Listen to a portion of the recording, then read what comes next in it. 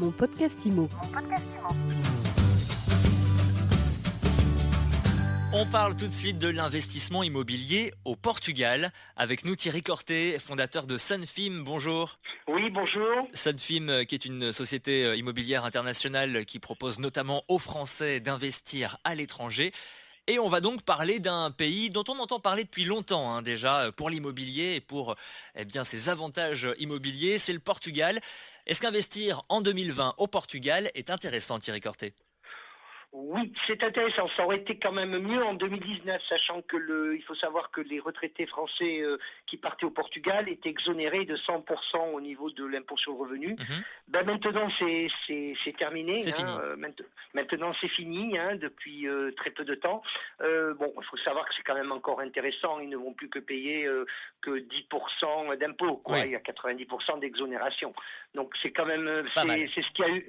C'est dernièrement avec un amendement qu'il y a eu à la loi de finances 2020, où malheureusement, c'est le fin des paradis du paradis fiscal pour les retraités. Ça faisait plusieurs années que ce 100%. paradis fiscal existait au Portugal. Oui, bien sûr que ça existait. Sachant qu'il y a quand même une possibilité, ça il faut le savoir, pour les Européens aujourd'hui, si vous voulez investir au Portugal et avoir une exonération de 100%. Il y a une possibilité. Il s'agit oui, tout à fait. Il s'agit de faire une création d'une société à Madère. C'est la société à Madère qui va se permettre d'investir au Portugal. La personne qui aura cette société sera exonérée de 100%. Actuellement encore sur les produits, sera exonéré de tous les impôts sur le revenu au niveau du Portugal. Alors ça c'est vraiment intéressant.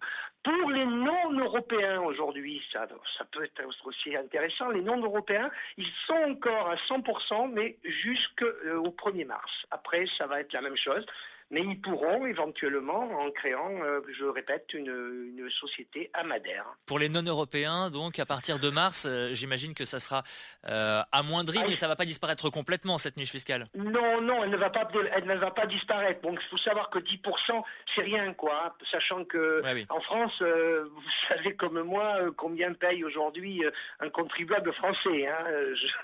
Donc, c'est vrai que le Portugal va continuer, sachant que nous avons pas mal de produits aujourd'hui, que ce soit sur Lisbonne, soit sur Faro. Oui, alors justement, où investir au Portugal ? Est-ce qu'il y a des villes qui sont plus actives, on va dire, en termes d'immobilier ? Au Portugal, vous savez, moi je pense que, personnellement, le Portugal, à part Faro qui est intéressant, il faut savoir qu'aussi que Lisbonne, a augmenté. Les prix, ils ont largement augmenté par rapport à il y a 2 ans. Il y a 2-3 ans, c'était facile, les prix étaient attractifs. Là maintenant, il faut savoir que ça a quand même augmenté au niveau du Portugal. Quoi. Le Portugal donc, moins intéressant qu'avant, mais intéressant toujours, si je vous comprends bien, Thierry Corté. Tout à fait, vous avez entièrement raison, c'est encore très très intéressant et ça va continuer à devenir intéressant, j'y crois fortement. Merci à vous Thierry Corté, fondateur de Sunfim. Merci, bonne journée, au revoir. Mon podcast IMO.